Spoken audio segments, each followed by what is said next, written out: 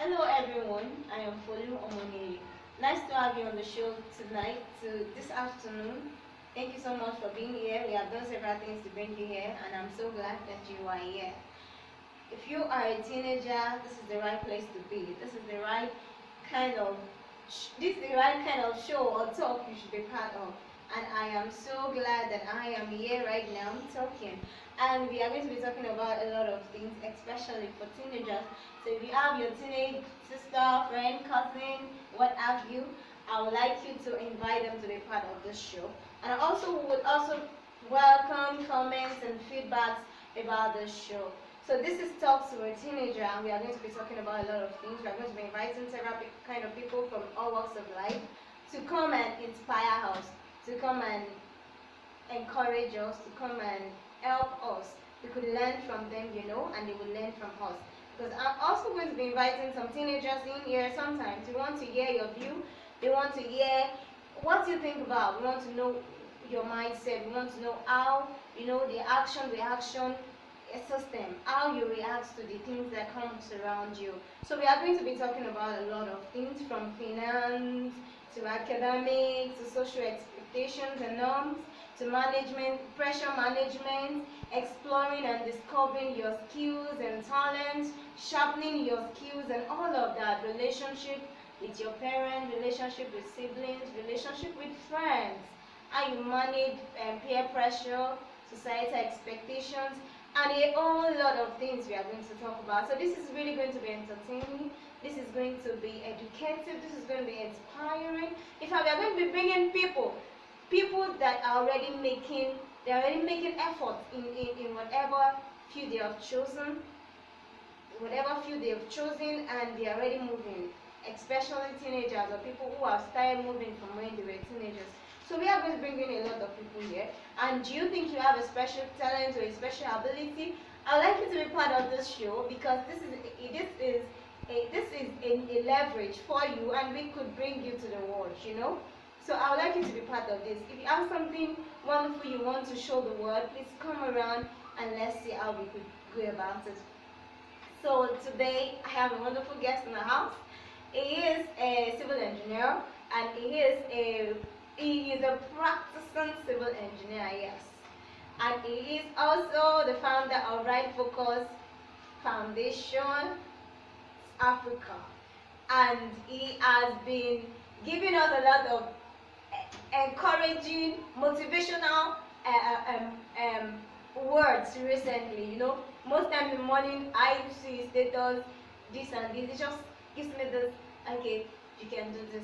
Go on with your dreams, go on with your career, go on with what you want to do. And even sometimes when I feel discouraged in my spirit, I'll be like, oh God, today I just want to sleep. Today I just want to let go of anything, and I want to just enjoy myself. And when you see that, you want to move forward. He has been talking about a lot of things, especially entrepreneurship. I know that you don't want to miss that. So go to his YouTube page, Right Focus Foundation Africa, and click on it. And subscribe so that you can also keep getting your own messages. So in the house today, I want to invite Engineer Salami, and thanks for making it to this place today. Despite the busy schedule and all of that, you still find time to come and talk to us. We really appreciate you. Thank you. Yes. Thank you. And I must say that you are a Christian, right?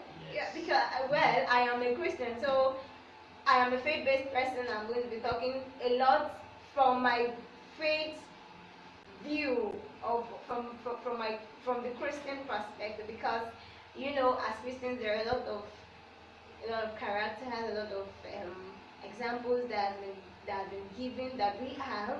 And when we begin to build on those things that we learn from those people, it encourages us, it makes us move, it makes us, it encourages us to do better. So I am not surprised he is saying that, okay, he's a Christian, because as Christians, you need to make your light shine. Yes. And I must say that his light is shining around. Because it's shining around me. If you see someone who encourages you to go, despite the chaos, the problems that we have in our society these days, a place, you could see something that makes you, okay, you go on and do this. You know, it's a light. Yes. And it's really spreading around. Yes. And I think that the world really needs the light now. Yes. Africa really needs the light now. Nigeria really needs the light now. So I am so blessed to have you now. So can you please talk to us? First, let me just appreciate God for such an opportunity to be a light in the first place, and then also thank you for bringing me up to the show tonight to talk to others. Thank you too. From my experiences and the things I've learned, even as a Christian, as a secular person, also a professional who goes to work on several fields. So it's a nice privilege, and I'm grateful for that. Thank you, sir. So, thank you. Thank you. So I just want to ask, what give you this this push to the things you do, right? Focus Africa. What's it all about? Why are you doing it? You know, it's not easy when what's one of the issue we have in Nigeria recently is the issue of net. Yes. So if you are going to be a social media entrepreneur, you want to influence people through all this social media means, you need to have access to like even if you don't have good light, you need to have a good laptop. Yes. And you know all the commitment and all of that. What keeps you going? Why are you doing what you are doing? Well, I believe that when you have a strong conviction for what you do, it motivates you. When what you do is actually what you are happy doing, what you are joyful doing, what you find the joy of purpose, the joy of living in, then I think that's enough motivation to get you going on itself. And then coupled with your passion, your zeal for what you want to achieve, and then your own personal interest in what you do. So when all those things are present, it motivates you without even external motivation sometimes. So I believe that it's a key thing to have a conviction in what you want to do. Do I really have joy doing this thing? Do I really have passion for this thing? Is it really in my capacity to do it? Do I have ability? Can I express myself without failing? How can I sustain my drive? So I think those are the important ingredients of consistency on whatever you want to do. You see, I love that word, conviction. Yes. Like, you want to do something, you still have a cold feel about it. Yes. Should you move forward? No, right? Oh no, yes. You should have this conviction in your mind that this word is for a teenager out there listening to us. Whatever you want to do, like he said, you need to be convinced, because a lot of persons that are very important to us. Yes. You know, somebody who is very important to you, somebody you hold in high esteem. I love this person. Yes. I want to be like that person. And then the person comes to you and say, "What are you doing? What?" Discouraging. And the person cannot see a future in what you are doing. Yes. He couldn't see what you are trying to do, and then he kind of talked them at it. Yes. So you need to be convinced before you start, so that whatever is coming on your way, you are able to stop it. Yes. The conviction in your heart is able to stop it. Yes. Oh no, this is really what I'm doing. Well, let me cite a biblical example in that aspect. Like when David fought against Goliath, he came by chance to the battlefront, and he saw the Philistine armies harassing the Israeli armies, and he was like, this should not be happening. We are the armies of the Lord of hosts. So an enemy, an uncircumcised Philistines, as he put it, coming to challenge our God. It's not supposed to be. So it was like he had conviction in his God, in what he believes. From his experiences, from the past things he has gone through, he knew that God is always there to shield his people. So he was able to confront the people, challenge them, and then stand before Saul and convince him to. Even when his eldest brother Eliab was like, "What are you doing in this place? As in, you should not be here. You should be in the wilderness, tending the sheep, but he was like, no, I know what I'm doing, Yes. and he was able to fight Goliath, and they won. That's So because he has been convinced. yes, Due to a lot of series of he already had experiences in the experiences past. that We are still going back to that because really we are talking about David's process today. Okay. We want to talk about how he moved from being a shepherd boy to being a king. Okay. You know, that's a process and it's really, really important, especially as a teenager, especially as a young person, how we move from where we are today to where we are going to be. Yes.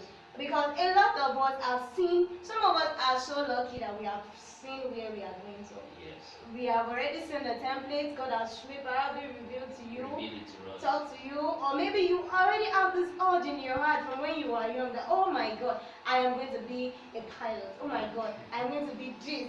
Not just because you see the aeroplane flying, not just because you see a doctor with a stethoscope and then you admire him, but there's this passion in your heart for people that are sick.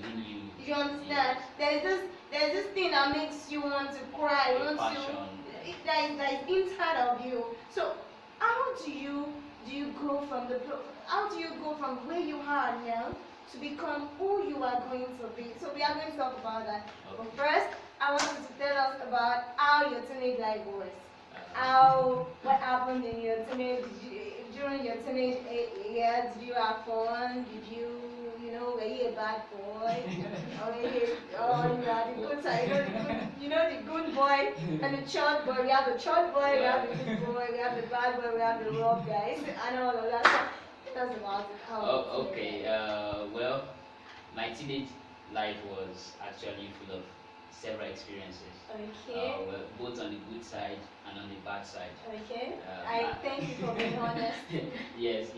You know, while I was a teenager, I was like an independent person. Okay. Right from time, I was like an independent person. I love being on my own, love doing things my own way, and it brought a lot of issues actually. And most teenagers, yes. most of us, because when I was also a teenager, I felt like that. Yes. We begin to think that, oh, I am arrived. Yes. Oh, I'm an I'm adult. now grown up. Oh, I can make decisions on my own. Myself. But the problem is we are not ready to take responsibilities for the decisions we make. So mine was actually like I was a good boy at home, a bad boy in school, not really bad boy like that, but then I was watching us right now. but I was this stubborn guy, I love doing things, experiencing things, going to a lot of places. Even in school, I was in the boarding house, so I would leave classes, not attend classes, go and play some games, enter bushes, hunt animals, all those stuff. The so typical teenager. So I was just adventurous that time. Yes. So and those times I usually used to be a bright boy in school, but then I fell into the average. Yeah, the one that is take the overall, the pass or the gift class. So I fell into the average class, and that marked the beginning of my, let me say, my new life. So until I finished secondary school and then got to the institution and then embraced the new life. So it was just both fun and What about the change? Well. Why did you decide, okay, I've had enough? Well, then I didn't have anything special like being bad, but then just being stubborn, doing things your own way, things like that. So it brought a lot of issues with parents, with teachers, and a lot of that. So, but then when I got to the higher institution, I became a bit more responsible. Then I was in school in the higher institution. I was living alone in the hostel with other people, of course. So, and I had a friend then who was actually more serious. He was the highest spy in our class. So I was his friend, so it motivated me to also read, to also start embracing self-development and all of that. So all along the way, even after my secondary school, I got born again and things like that. So my life started going in a new direction, taking a new shape. Now you are beginning to talk about the influence your friend your Yes. new friend add Add on on you. me, yes. Then, You want to play, you want to explore. yes. Everybody wants to have an Yes. adventure, but now you come across somebody who is an high flyer. Yeah, Somebody someone who is more focused. more Yeah, focused. someone who is actually ambitious. He knows where he wants to To go. go. He knows what he wants to achieve. Okay. So his seriousness now became a guide for me. So instead of me, just doing things my own way, so he was like a motivator for me in that aspect. So I it think helped me. I think that is really something that we should take serious. Yes, The yes. kind of people we move We with. move with the The kind kind of of people we. In fact, I feel we should relate even with. pray that God makes somebody come our Yes, way. yes. If he had not been there, if I had a friend who is also trying Maybe to it's even worse than me, Maybe even though the bad things. and there's this popular saying that birds of same feather flock together. So I'll just flock with such kind of people, and then I don't know where I would have been today. So I really appreciate God for that, and I want to encourage every teenager there listening to me right now. There's a place of friendship in your life. Whatever you might have chosen to be, or whatever you might have chosen to be, whatever you might have chosen to do, there is this place of friendship. It either motivates you to do good Or to do bad. Yes. So your friends are also very important. Very, very important. Thank you very much. You're welcome. So okay, you said when you become you entered the institution. Okay. So when you met Christ, what happened? Well, as a boy from a Christian family, Okay. You must have given your life to Jesus Christ many, many times. Okay. You must have been born again several times. Okay. But then there will come The final born again. yes, there will now come a time when you will have this final realization that Okay. no, this time I'm born again. And I'm really born again. Yeah, and I'm really born again. And So, nothing I think that happened around 2010. Very good. During one of our church retreats. So Wow. and since then, when that realization came, so the things we used to do became more responsible, and then thank God for the mentors, the kind of people we had then who were actually helping us to know what to do next, the right way to go and all of that. Wow. So I think it served as a basis for my development. Yeah. So it helped me to really be responsible, to really be morally conscious of what I want to do, to really be focused, looking unto Jesus, the author and finisher of our faith. So when you have Jesus in your life, everything just comes into shape, When you look at him, his life of discipline, his life of perfection, also you want to imitate that, you want to, be like him. If he's truly your role model, you want to be like him. And so it will help you to do a lot of things even without much compellation, like when you were not born again, and forcing you to follow many religious practices. You just see yourself doing those things without stress. So I think I come to realize that most of when we want to give the best to the Lord, yes. it comes with the realization that somebody loves me, yes. and I love him, But so I want to give my all to him. yes. You understand? Yes. No, there's no need for my parents telling forcing me, come on, you need to go to church. Come then on, you don't have to lie. when we're still yet to come to that realization, like I said, you'll be forced to go to church, things like that. You'll be forced to read your Bible, things like that. But when you now come to that realization, it's like it happens almost automatically. you just find that affection, that love for fellowship. You just, when you love someone, you just want to hear his voice. Yes. So it's you want to fellowship with this person. Just as simple as that. Like you're in a relationship as with a lady and you want to communicate. Yes. Like that. So it's just as simple as that. Wow, that's great. So let's go back to our discussion. Okay. We want to discuss about David. Yes. Its process.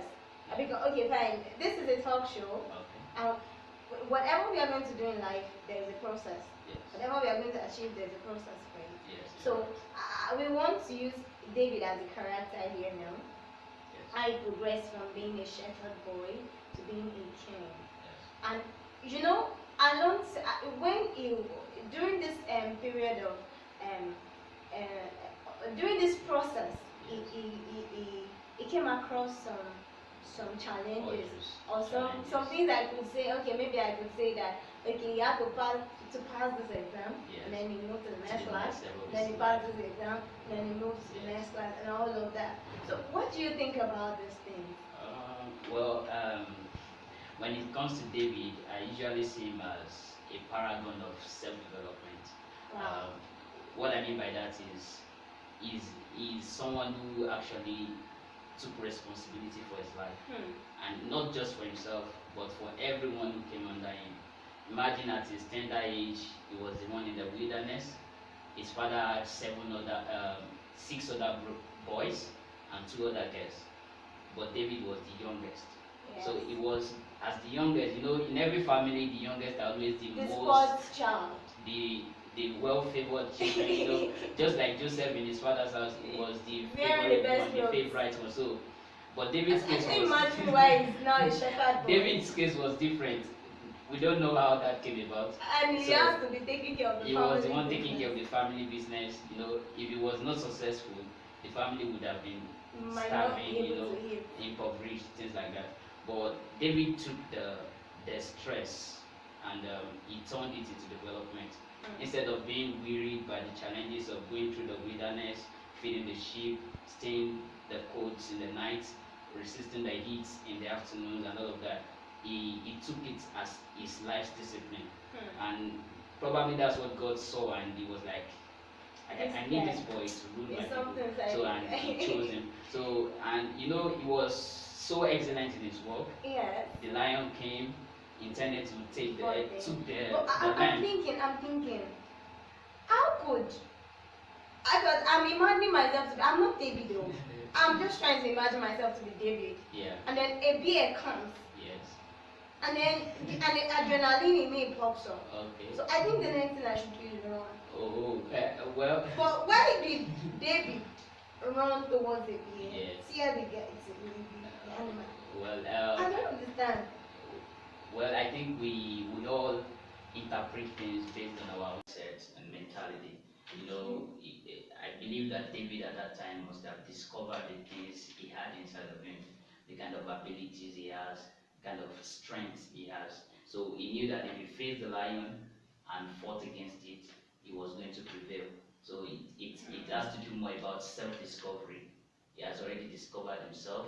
He knew his strength, he knew his capabilities, and then with the help of God, he knew that God is with me, and then if I face this lion, I'm going to fight it and rescue the lamb. So that was what he did. Yeah, that's right. And I also think that he must have acquired some defensive skills. Yes. Like, I am not a shepherd, we are not shepherds, but we have our own fields where we work. Yeah. So I feel that David feels that, okay, I'm a shepherd, I'm exposed to this danger of this kind of animal, and then maybe over time he has acquired the skills. Okay, when he gets, because I know that you can't run to a bear and just. Yeah, of course. It's much heavier, it's even as a greater size, exactly. A greater body weight. So it wouldn't have been easy for someone to just challenge the bear and fight it. I believe that David at some point in his life has learned the skills he needs to protect himself. Yes, he couldn't have just been a shepherd boy without having a kind of background experience. Yes. He must have been with someone who is actually elder, who has shown him how to be a shepherd boy. So, but then, right about that spot, he was the only one left. He was the only one doing the business. So, probably he was trained by a servant of his father, or his father himself, or one of the other brothers. But at that time, I think he was the only one facing the rot of the music at that time. So, and he was doing it well. Yeah, so I feel that one of the things that we need to learn is the ability to face challenges when they come. Yes. Because as young as David was, you already learned to face challenges. That ability will not just come because you want to face it. Yes. It will come by what you have already inbuilt from the Yeah. past, Yes. what has been built into you from the past through Mm. different trainings, through different learning mediums, and all of that. So Exactly. I believe that David must have been in the wilderness for quite a while, Yes. and he has seen different things. Things So happen. he had the background experience, Yeah, and coupled with his own knowledge. self-discovery, his own passion for the work he's doing. So he was able to bring all that together and harmonize it into a kind of effort to deliver those Give him the a lamb success. that the lion took and the bear took. So that gave him a success. Thank you so much. And I'm also now I want to compare it to when he had to face Goliath.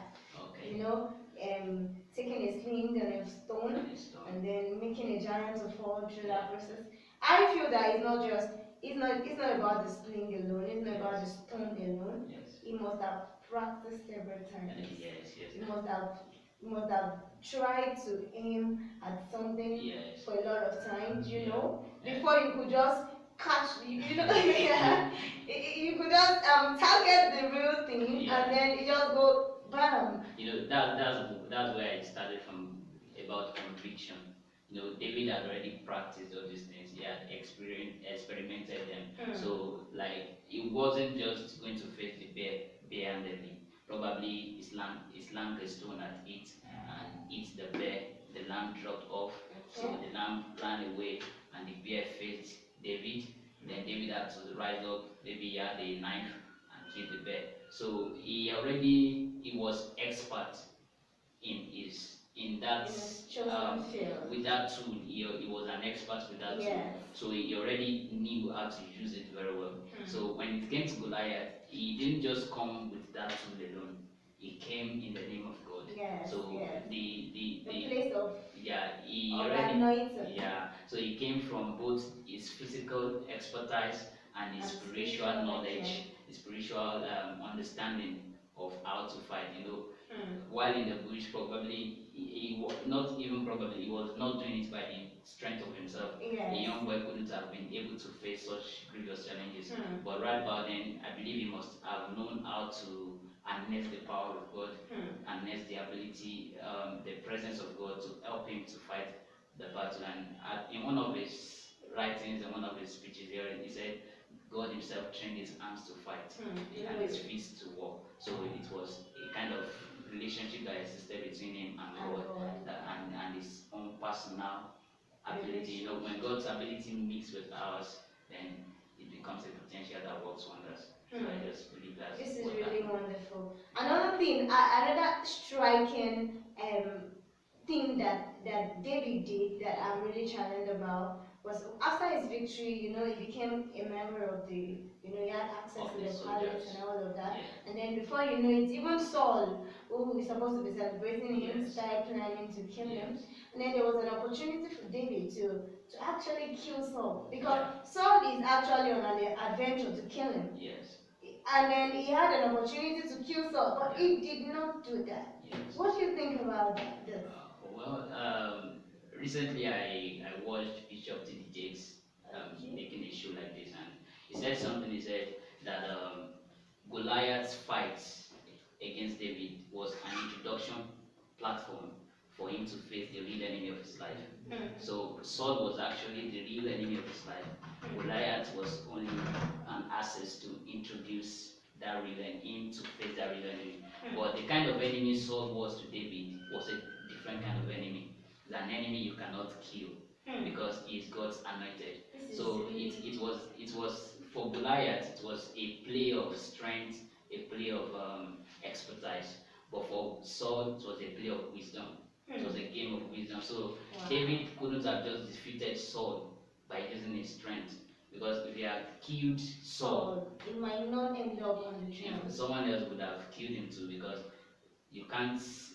God said, "Touch not my anointed and do my prophet no harm." So David knew the word of God. He knew God's word to the full, to the maximum. So he was able to use that to guide himself. That even when his servants were telling him, "Remember the day God told you that He will deliver your enemies into your hands, and you're going to do to him according to what you want." He said, "No." He understood that God was not telling him to kill Saul. God was only trying to test him. God will not favor us by giving us by ourselves making wrong decisions. Yes, making wrong decisions. If A it's, lot of wrongs. yeah, No matter two how wrongs much don't good make it it right. goes, will not make it right. Yeah, so it was like David knew that God was not actually telling him to kill Saul. God was actually testing him to see his kind of, is he really passionate? Is he really so passionate for his own selfish gains, Or for his for own the selfish Lord. interest, or for God Himself? So that's why David left everything in the hands of God, and when it was proper before God, he killed Saul himself. So that's Wow, it. this is very, very powerful. My dear viewers, I'm sure you have gained one or two things about these things. And then now we are talking about David's attitude towards achieving what the Lord has even said, the prophecy that's come ahead of him. Yeah. Even when he is at the bridge of getting the success, Yes. but it comes to this out with this price of killing somebody who happens to be an anointed of God. Who is even his master. And even his master. He chose to wait on the Lord. He chose to make the right choices. So I just want to tell you something. As we wake up every day, as we make progress in our lives, we will have to make choices. And a lot of times they are going to be very difficult choices. Very difficult. But the best is to choose the right way. Yes. The best is to give the right values. Yes. Because as we keep on moving forward, Yes. we will not have things to regret about, or we will not even have a kind of something that could be negative, and could even future stop our occurrence. blessings, Yes. that could stop our future crown, Yes, that like, could stop us from the getting our decision crowns. Esau made Exactly. when he was hungry and needed food to eat. He told his brother, he said, "What is the birthright to me?" He said, "I don't need it." Don't So give me food.